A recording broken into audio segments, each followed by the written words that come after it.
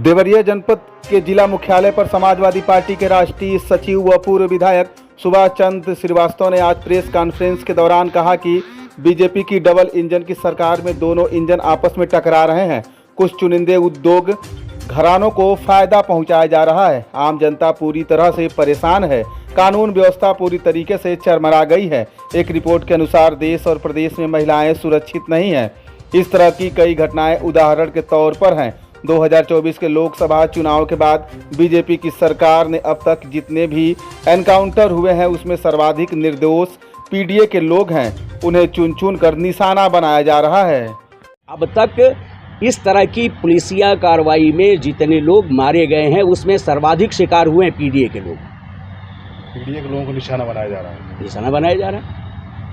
तो हमारे जो राष्ट्रीय अध्यक्ष ने जो बात कही है वो बात ऐसा नहीं है कि किसी जाति विशेष को इंगित करके वो बात वो कह रहे हैं। वो ये कह रहे हैं कि इस तरह की कार्रवाई के पीछे भी जो पूर्वाग्रह है, जो सिलेक्टिव है कि हम इस किस्म के लोगों को मारेंगे, इस किस्म के लोगों को छोड़ेंगे, तो जो सिलेक्टिव कार्रवाई है उसकी आलोचना हमारे अध्यक्ष जी ने किया।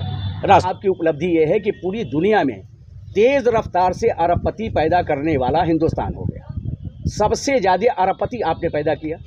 वास्तविकता क्या है? दूसरे तरफ सबसे ज़्यादा गुर्बत में जीवन जीने वाले लोगों की तादाद बड़े पैमाने पर बढ़ी है। मतलब कि गरीबी का पाताल और गहरा होता चला जा रहा है और अमीरी की अट्टालिका मुट्ठी भर इलाकों में खड़ी हो रही है।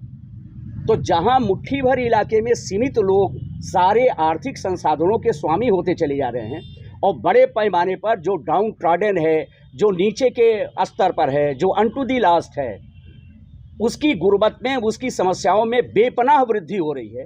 तो जहां इतनी बड़ी आर्थिक क्षेत्र में गैर बराबरी हो, ऑक्सफैम का रिपोर्ट आप सभी जानते हैं, आप सभी विद्वान लोग हैं, आप जानते हैं कि ऑक्सफैम की रिपोर्ट में क्या है। पिछले 10 वर्षों में जो वेल्थ का जनरेशन हुआ है, जो आर्थिक संपदा का सृजन हुआ है, उसका सबसे बड़ा हिस्सा केवल 1% कारपोरेट घरानों के स्वामियों के पास चला गया।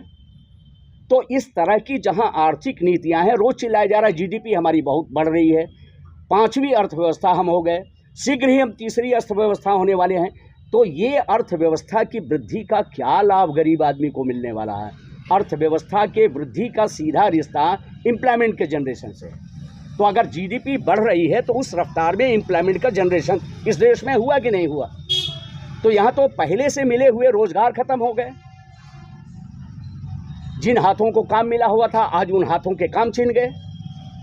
तो ये जो वृद्धि है, ये वृद्धि जॉबलेस है।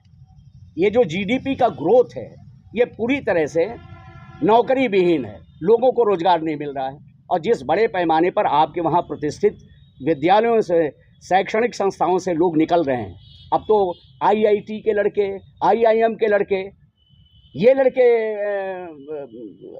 बेरोजगारी के संकट से झेल रहे हैं। ये तमाशा है। तो चाहे सबसे बड़ा मुद्दा ये है कि जो हम सभी समाजवादी लोग, जो हमारा संकल्प था, हम सभी का संकल्प था, 2 चीज़ें आम आदमी के जीवन में निर्णायक होती हैं, वो है दवाई और पढ़ाई। तो आज हालत शिक्षा की देख लीजिए। और सेहत के मामले में यह है कि सेहत तो पूरी तरह से जो संविधान का पहला संकल्प है कि पब्लिक हेल्थ और एजुकेशन, ये 2 के लिए स्टेट अकाउंटेबल होगा, राज्य इसके लिए जवाबदेह है। State will be accountable for public health and education. और आज इन 2 बड़े संवैधानिक दायित्वों से डिसोन कर लिया स्टेट ने। राज्य ने कहा ये काम हम नहीं करेंगे, हम केवल सरकार चलाएंगे।